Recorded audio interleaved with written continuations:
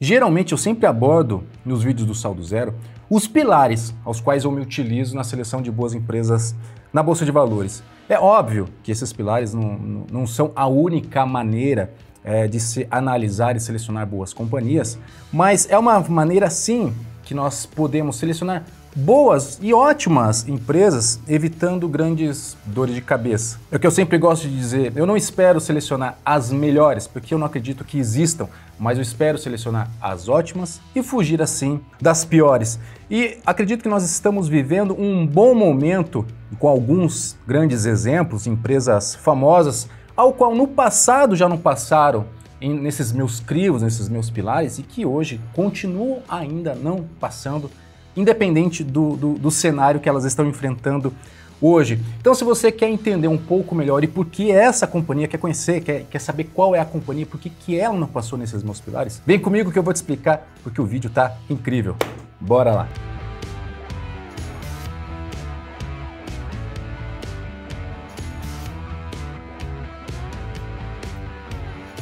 Fala investidor, fala investidora, cada vez mais rico, cada vez mais rica, sejam muito bem-vindos. Paulo Moniati, criador do Saldo Zero. Se você ainda não for inscrito, deixo sempre o meu convite, se inscreva no canal e ative o sininho para não perder nenhum vídeo sobre dinheiro, riqueza, investimentos, prosperidade, assuntos correlacionados. Se você não me segue, me siga também lá no Instagram, por lá temos a oportunidade de interagir de uma maneira muito mais próxima.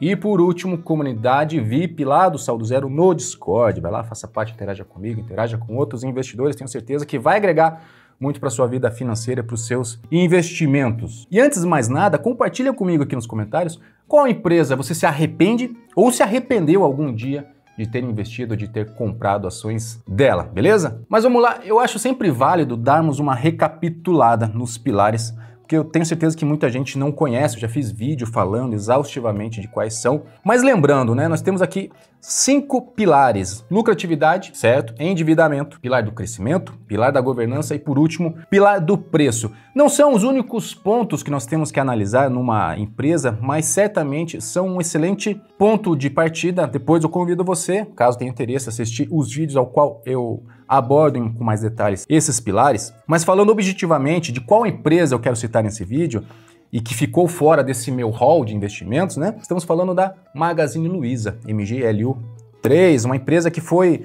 muito recomendada no passado, estava em alta, estava muito na moda, muito se falava dela, muito se pesquisava ou se buscava qual seria a próxima Magalu, né? Mas que perdeu mais de 75% de valor de mercado. E eu não quero refutar a empresa, não é esse o meu objetivo, até porque eu gosto muito dela como cliente. Mas ser cliente e receber um determinado tipo de serviço é bem diferente do que você se tornar acionista ou, né, você colocar um capital em algum negócio, em alguma empresa e ver aquele capital se desenvolvendo com o tempo. De todo modo que as manchetes anteriormente estavam retratando os motivos, esse case de sucesso da Magazine Luiza e essa ascensão, essa valorização em demasia, ultimamente as manchetes retratam o oposto, buscando entender os motivos da queda, e ao que muito se justifica, isso é uma combinação de fatores, mas eu acredito que, em suma, o principal seja a redução da demanda no varejo. As pessoas estão buscando, estão comprando cada vez menos.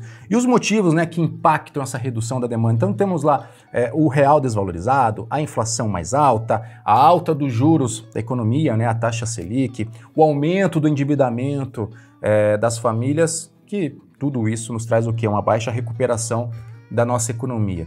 E esses são pontos que não são isolados, mas uma coisa aqui impacta a outra e detalhe, não é só da Magazine Luiza, mas do setor como um todo. E assim como eu comentei no vídeo que eu falei sobre a inflação, essas taxas de juros, né, ao qual nós tivemos no Brasil recentemente, forçosamente baixo, tivemos taxa Selic a 2%, isso, de certa forma, deturpa o mercado, passa aquela falsa impressão de recuperação econômica, né, até nos deu um gás, um motivo de ânimo, quando, na verdade, o cenário real é bem diferente e uma hora ou outra a conta chega, o que nós estamos vendo hoje. O que eu quero dizer, sem entrar muito nos mínimos detalhes para não complicar o vídeo, a injeção massiva de dinheiro que o Banco Central, que o governo, que o Copom fizeram durante a crise, durante a pandemia, ela pode impulsionar o mercado até certo ponto. O que nós vemos depois deste ponto é o quê? É a inflação, é o descontrole monetário e o baixo crescimento da economia. Isso quer dizer que aquela recuperação que nós vimos no varejo ainda em 2020 não era algo natural. E como gosto sempre de trazer referências, Daniel Kahneman, assim também como Howard Marks, já abordaram em seus livros, em seus estudos, um carinha chamado regressão às médias. Tudo que sobe em demasia tende a voltar para sua média, assim tudo que cai em demasia também tende a voltar para sua média, ou seja, tudo gira em torno de ciclos, sempre voltando para as suas médias. Onde que eu quero chegar aqui?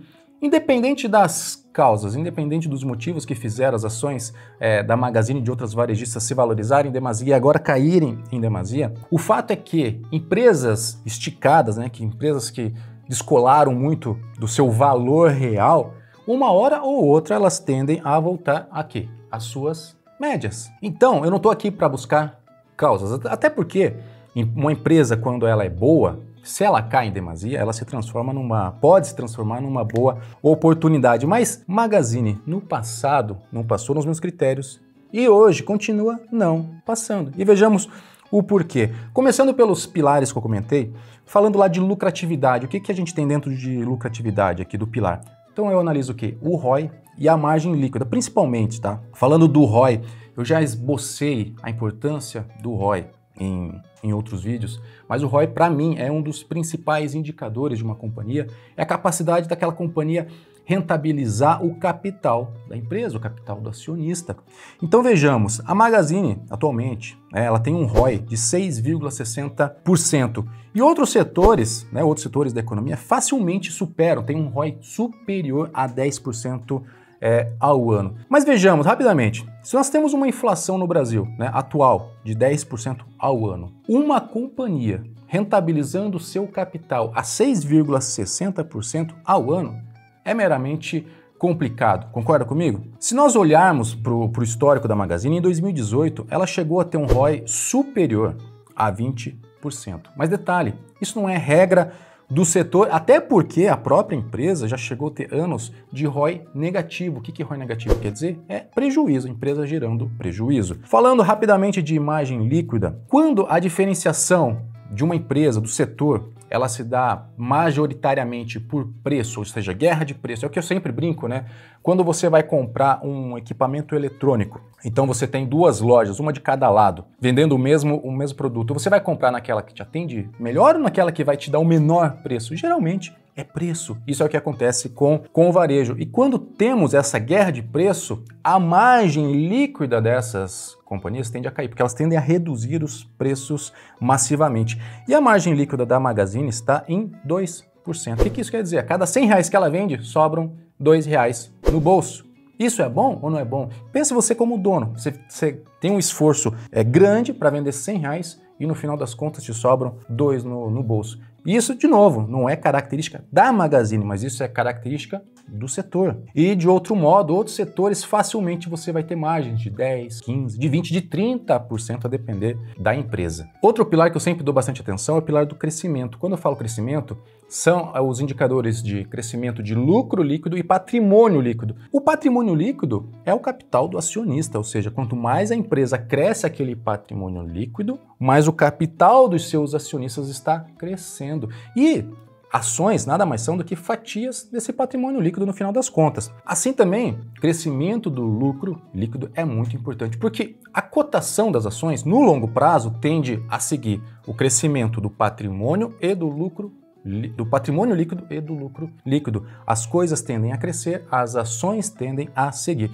No curto prazo, é loteria. E quando nós falamos de Magazine, o patrimônio líquido, não há muito o que se falar. Ela vem crescendo constantemente, até porque ela fez diversas aquisições nos últimos anos. Mas quando nós olhamos o crescimento, essa constância do lucro líquido, é inevitável, ela não consegue escapar do setor do varejo. O que isso quer dizer? Que em momentos ruins da economia, o seu lucro tende a ser reduzido, em momentos favoráveis, sobe. E se eu comentei contigo que o preço de suas ações tende a seguir lucro líquido e patrimônio líquido no longo prazo, e se eu tenho uma empresa que o lucro líquido dela é uma montanha russa, o que vai acontecer com o preço das ações? Vai se transformar também com o tempo uma montanha russa. E como bem diz Keynes, prefiro estar vagamente certo do que precisamente errado. Quando falamos agora do próximo pilar, pilar de preço, um fato muito importante a se observar é se aquele preço, se aquela valorização de suas ações, a valorização daquela empresa,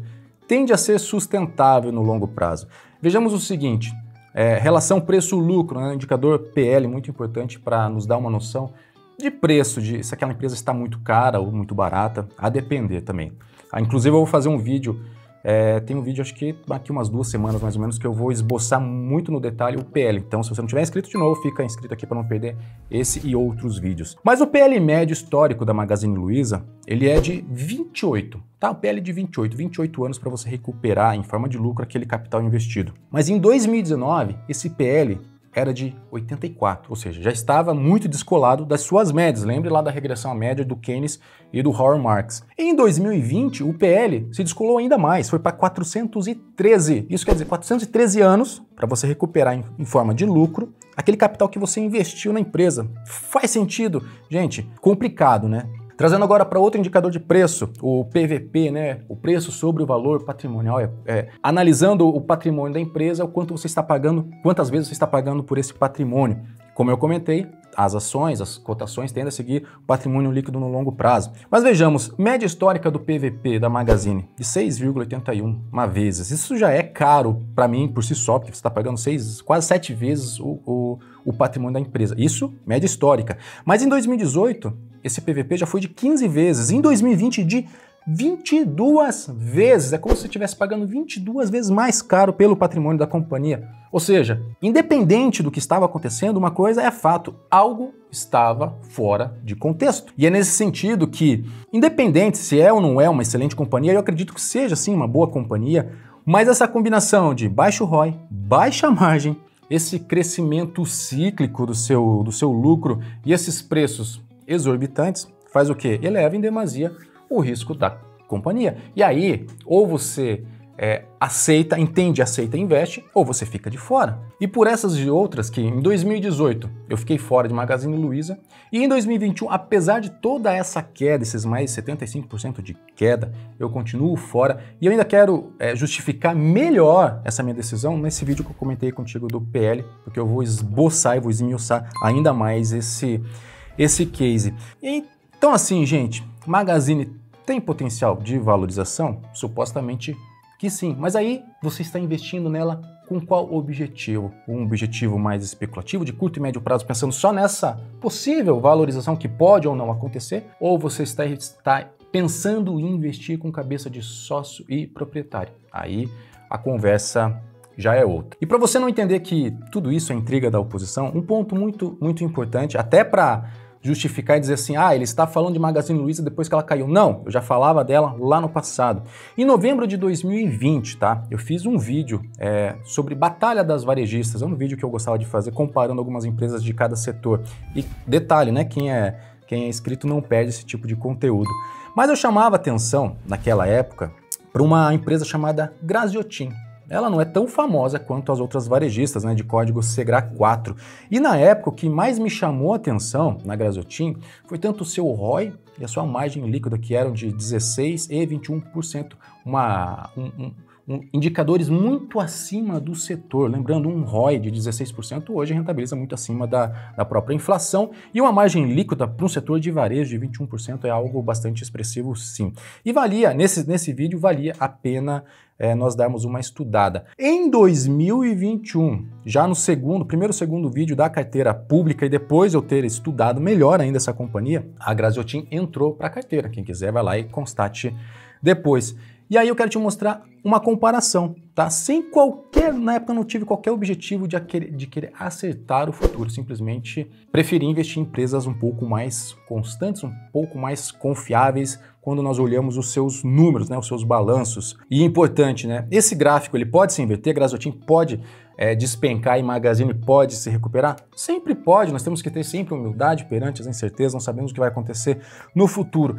Mas, no caso da Graziotin, se os seus fundamentos se mantiverem os mesmos, se continuar sendo uma empresa rentável, que consiga rentabilizar muito bem o capital do acionista, aí, nesse caso, seria inclusive oportunidade de mais compra. E o que eu mais busco numa empresa é essa geração de caixa, essa capacidade dela rentabilizar o capital do acionista cotação vai ser simplesmente consequência. De novo, se você não assistiu, tiver interesse, assista o vídeo do Roy, que está bastante interessante. Então, quando você começa a investir no mercado acionário, é muito importante você ter uma filosofia de investimentos. Se o seu foco, assim como o meu, é essa busca de companhias que gerem caixa, essa busca de companhias que rentabilizem bem o capital dos acionistas, certamente o seu leque de opções será muito diferente daqueles que simplesmente estão buscando por valorizações rápidas de curto e médio prazo. E nada contra, cada um com a sua filosofia, cada um com a sua forma de pensar, cada um com a sua estratégia de investimentos. Até porque empresas ruins podem se transformar em ótimas empresas amanhã, do contrário, a mesma coisa. Empresas ótimas hoje, amanhã podem ser péssimas, a depender do que vem acontecer com elas. E novamente, aquela frase do Keynes: prefiro estar vagamente certo do que precisamente errado. Se você ficou comigo no vídeo até agora, considere curtir e compartilhar ele com pessoas queridas ao seu entorno, como sempre. Espero ter agregado conhecimento. Lhe desejo todo o sucesso e toda a prosperidade que eu sei que você merece. Por fim, sou Paulo Boniatti, aquele abraço, até o próximo vídeo e tchau!